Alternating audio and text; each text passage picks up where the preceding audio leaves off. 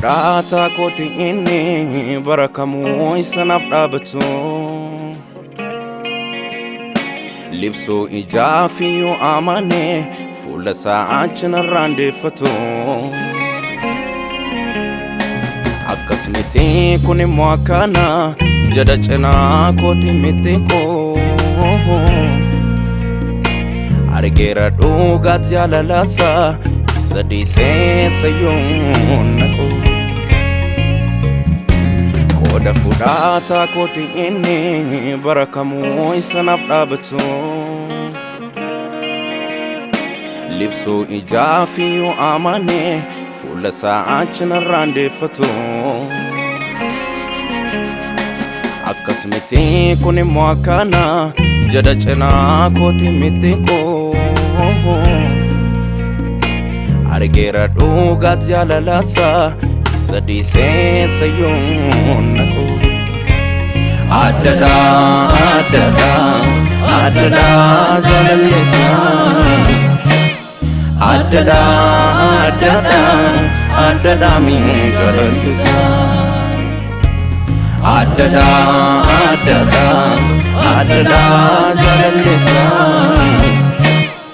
addadha addadha addadha mi jaalalleessa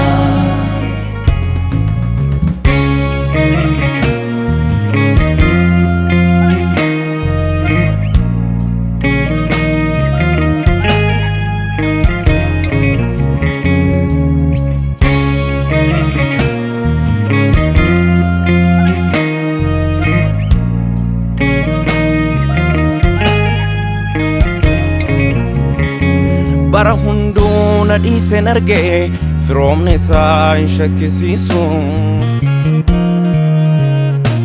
inni kaan fiira afaaniiti yesuusi kaan waadaa dhugoomsu baay'een kakuu afaanii galanii utuun xumuriin duuba kuufu anoo isuma qofaan argee akka dubbaate kan raawwatu bara hunduu na dhiiseen argee firoomni isaa hin shakkisiisu inni kaan fiira afaaniiti yesuusi kaan waadaa dhugoomsu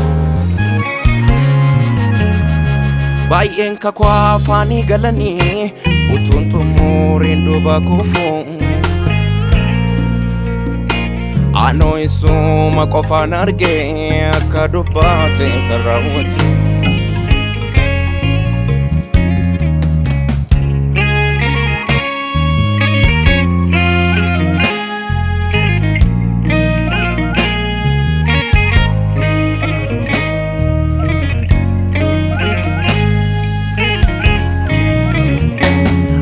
abaluun jedhu isaanii ittiin fakkeessu qixannaabu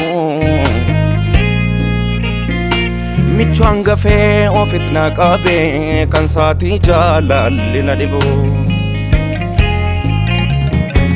argeen malee calliseen miti ragaa hedduun naannoo koo jira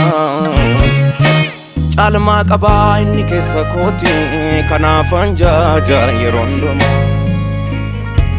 akka abaluun jedhu isaanii ittiin fakkeessu qixannaabu michu hangafee ofitti na qabee kan saatii jaalalli na dhibu argeen malee calliseen miti ragaa hedduun naannoo koo jira caalmaa qabaa inni keessa kooti kanaafan jaajaa yeroo hundumaa addadha addadha addadha jaalalleessa addadha addadha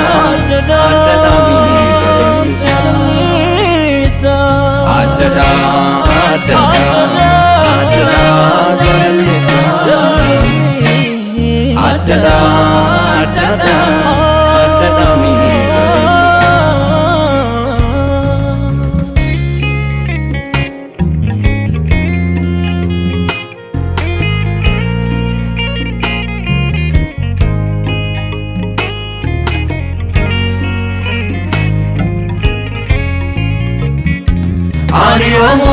nan dubbadha naafoosa Ani yoomuu nan lallaba gaarummaasa Ani yoomuu isa dhiisee orman faarsu Ani yoomuu michummaasati kanan cimsu Ani yoomuu nan dubbadha naafoosa Ani yoomuu nan lallaba gaarummaasa Ani yoomuu isa dhiisee orman faarsu